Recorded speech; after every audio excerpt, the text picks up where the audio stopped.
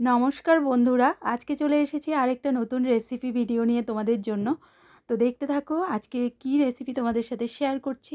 সবার প্রথমে এখানে আমি দেখাচ্ছি বাদাম। তো দেখো বাদামটাকে আমি একটু শুকনো খোলায় ভেজে নিচ্ছি। আর এই যে দেখো বাদাম ভেজে নামিয়ে নিয়েছি। এবার বাদামটাকে আমি একটু ভালো করে পরিষ্কার করে নেব। আর এদিকে দেখো আজকে বাইরে শুরু হয়ে গেল প্রচুর বৃষ্টি। তার আগে ছিল প্রচুর রৌদ্র। তো এখন তো বৃষ্টি শুরু হয়ে গেছে, তো ওয়েদারটা একটু তোমাদের সাথে শেয়ার করলাম। আর চলো আমি আগে থেকে যেটা প্ল্যান করেছিলাম সেটা তো করবই। তো এইখানে দেখো আমি নিয়ে নিয়েছি একটা বড় সাইজের আম, যে আমগুলো এখন বাজারে অ্যাভেলেবেল আছে।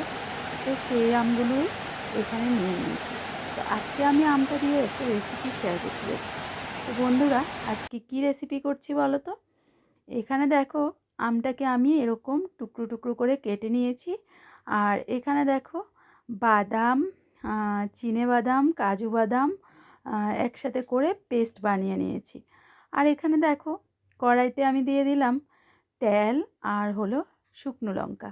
তার সাথে এবার আমি একটু দিয়ে দেব সরিষা। এই যে দেখো সরিষা ফোড়ন। তার মানে তোমরা তো বুঝেই গেছো আজকে আমি কি রেসিপি শেয়ার করতে যাচ্ছি। তো বন্ধুরা হ্যাঁ, আজকে আমি আমের টক তোমাদের সাথে শেয়ার করছি।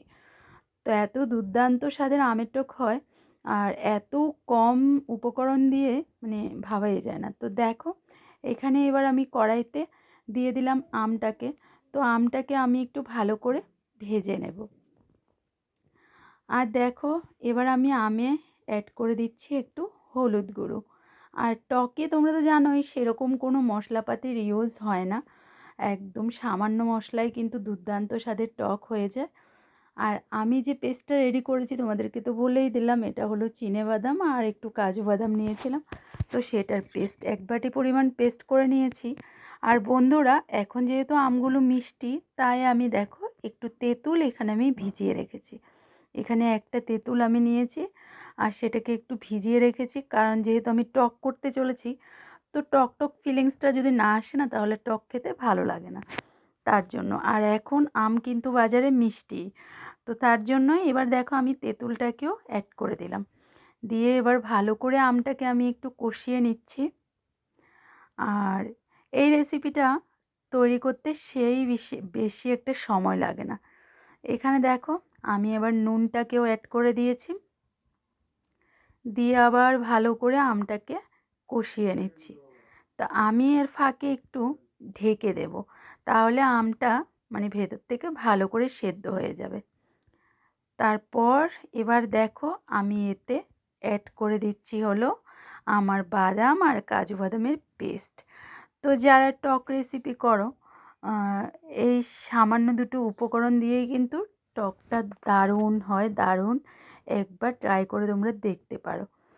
তো এখানে দেখো আমি কোনো নারকেলের ব্যবহার করিনি, জাস্ট বাদাম আর কাজু বাদামই দিয়েছি। তো এটাকে এবার ভালো করে নাড়িয়ে চাড়িয়ে মিশিয়ে নিচ্ছি। তারপর দেখো এটা কিছুক্ষণ কষানো হয়ে গেছে। আর কষানো হওয়ার পর এটা এরকম হয়েছে দেখতে। এবার আমি বাটিটা ধুয়ে বেশ খানিকটা জল আমি এতে অ্যাড করে দেব। মানে আমার টকের যে মেইন উপকরণ জল, সেটা আমি দিয়ে দিলাম দেখো। তো এখানে আমি জলটা দিয়ে তারপর এবার টকটাকে ভালো করে ফুটিয়ে নেব। তো এখানে দেখো আমার টকটা ফুটে উঠছে। আমি এতে এবার চিনি অ্যাড করে দিচ্ছি। তোমরা যে যেরকম মিষ্টি খাও সেরকম মিষ্টি অ্যাড করবে। তো আমাদের এখানে এতটুক পরিমাণ টকে আমি কতটুক চিনি ইউজ করেছি দেখলেই তোমরা। এখানে দেখো টকটা একদম টকবগিয়ে ফুটে উঠছে। আমার টক কিন্তু অলমোস্ট রেডি। তো দেখলেই কত সামান্য আর সাধারণ উপকরণ দিয়ে আমার এই টক রেসিপিটা করে ফেলেছি। দারুণ হয়েছিল খেতে বন্ধুরা, তোমরাও চাইলে একবার ট্রাই করে দেখতে পারো।